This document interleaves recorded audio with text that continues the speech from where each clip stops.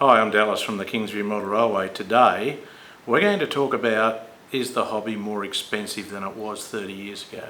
And I think you might be surprised with what I've discovered.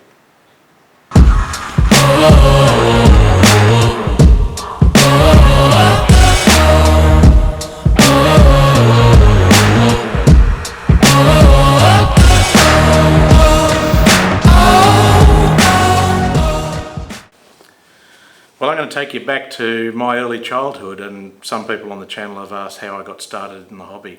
Well, it started with my dad. My dad was a keen model railroader. He was a member of AMRA in Sydney at Rockdale, and we used to go over to AMRA club rooms Saturday afternoons and run trains, and there were great members there, people like Bob Gallagher and the late Alan Brown.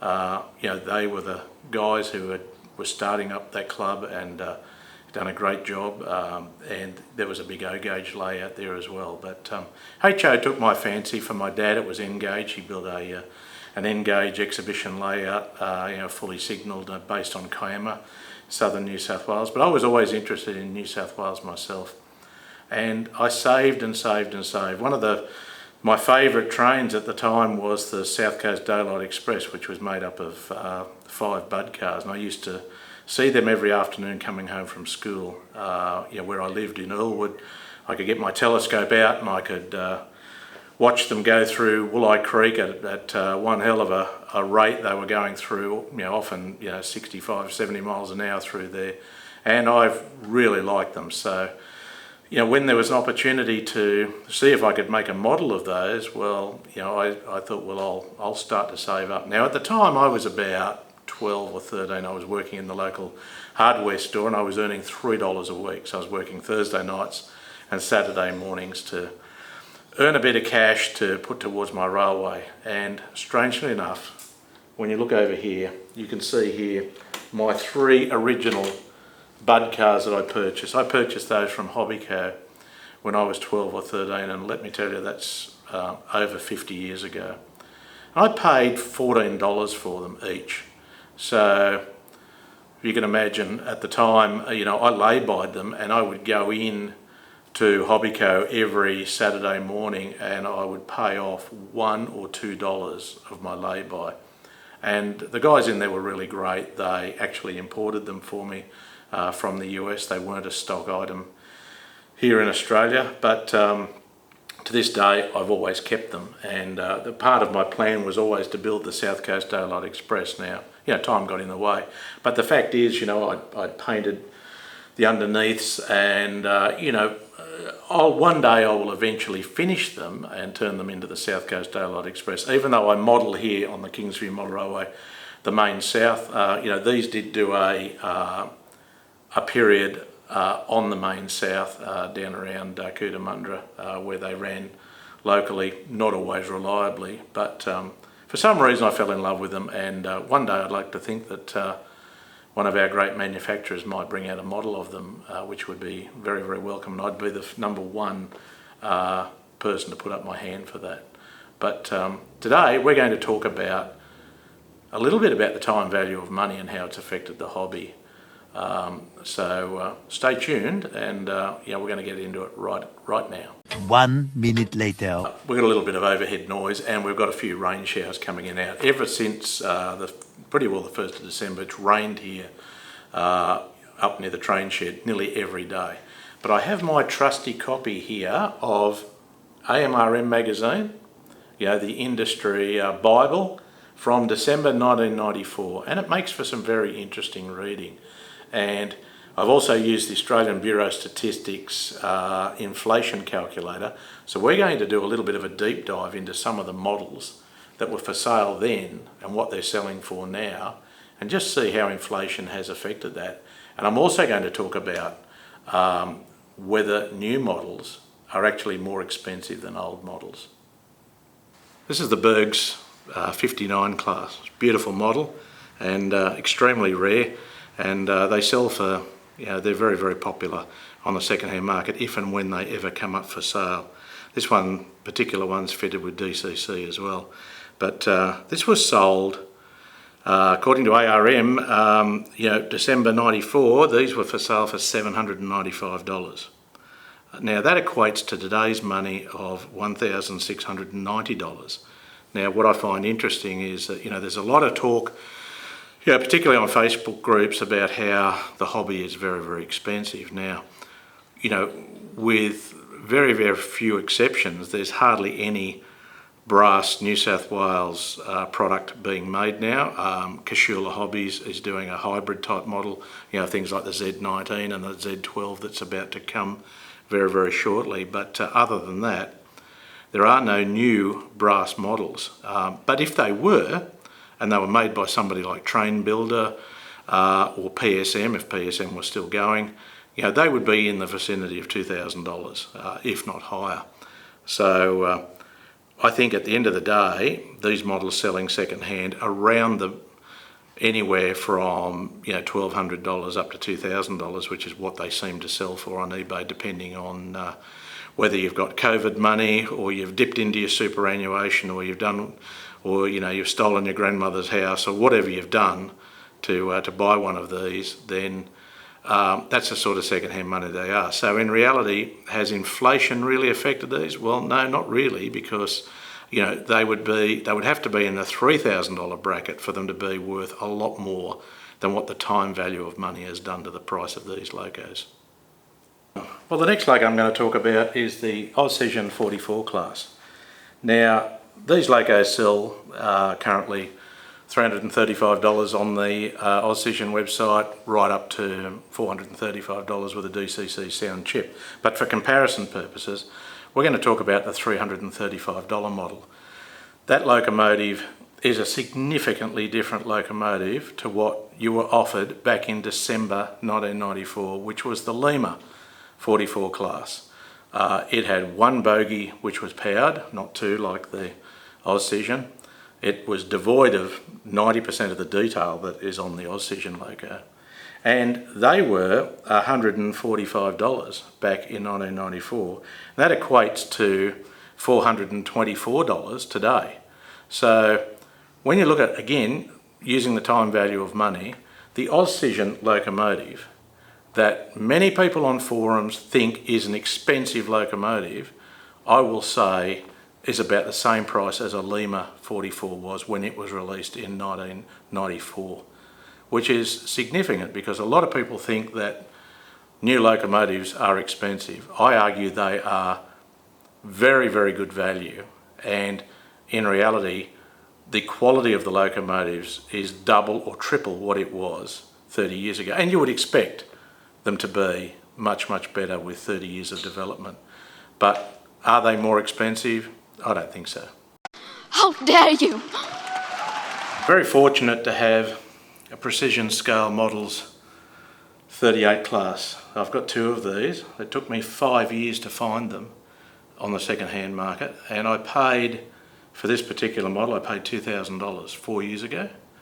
And my other one, I've got a 3818, which is a black non-streamline unit, and I paid about $2,000 for it about 3 years ago.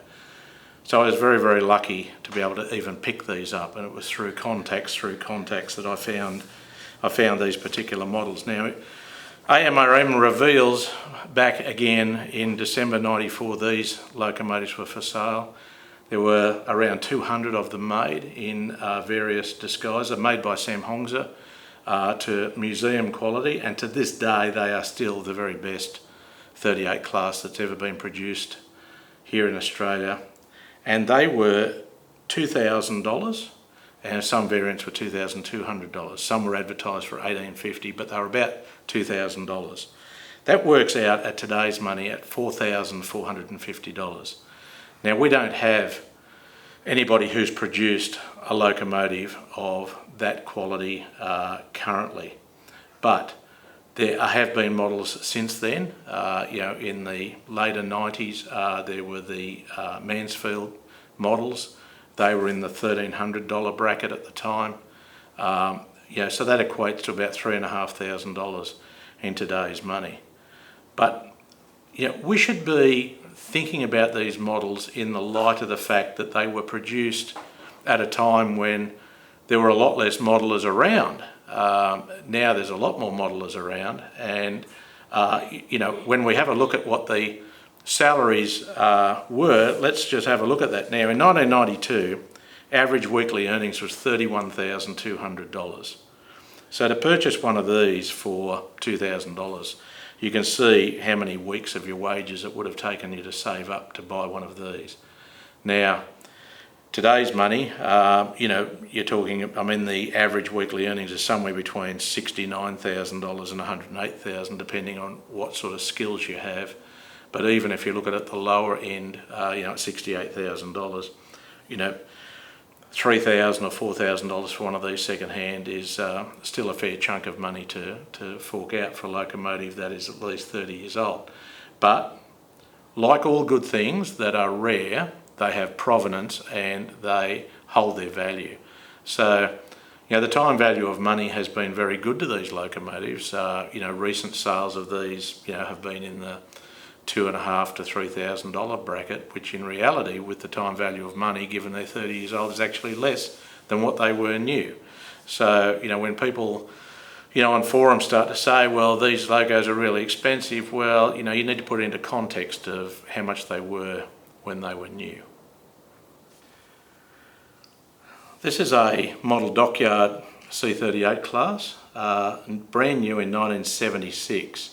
Sold by the model Dockyard, again made in Korea for the model Dockyard at the time. They also brought out an AD60 Garrett as well. I can't remember what else that they brought out as well. This was probably one of the very first brass New South Wales engines that was released.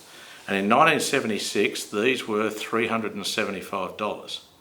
Now, the time value of money on that is pretty horrific. It adds up, it's coming up to close to being $2,500 in real money since 1976.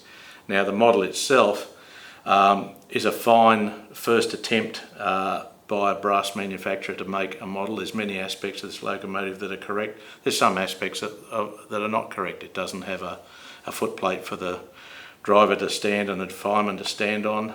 We could easily fabricate one.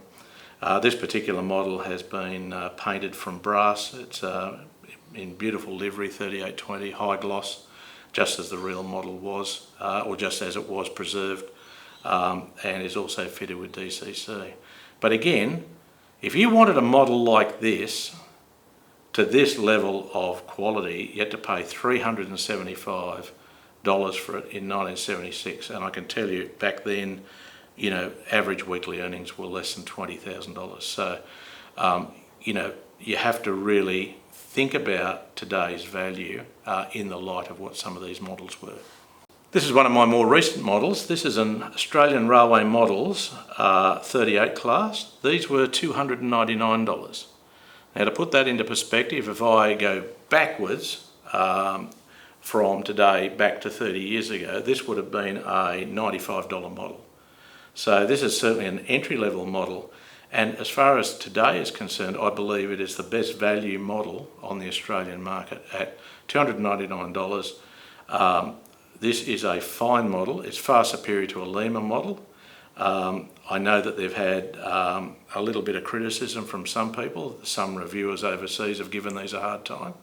But when you compare them in terms of detail for the price that they are, at $299 they'd be 150 pounds in the UK, and you're only going to get a coarse 00 model made by one of the major manufacturers for that, and it's not going to have the detail that this locomotive has. Now, this particular model is fitted with a Control P tender underframe, which gives adjustable bogies. It's also fitted with DCC as well, which is an easy fitment. You just take off the body and put in a chip. They are easy to put headlights in. They're easy to put markers in. I've got 3806 as well with markers and headlights and DCC sound. They are a great starter model if you're interested in New South Wales modelling, and I would recommend them to anybody. You can add tender pickups. There's a whole lot of things. I've added a crew on this one. There's a whole lot of things that you can do. I've even modified it and put on, a brass throttle body. You can put whistles on them. There's all sorts of things that you can do to these particular models. But at $299, they are absolutely exceptional value. They are good runners, and they have delivered a 38 class where we haven't had these since the early 80s.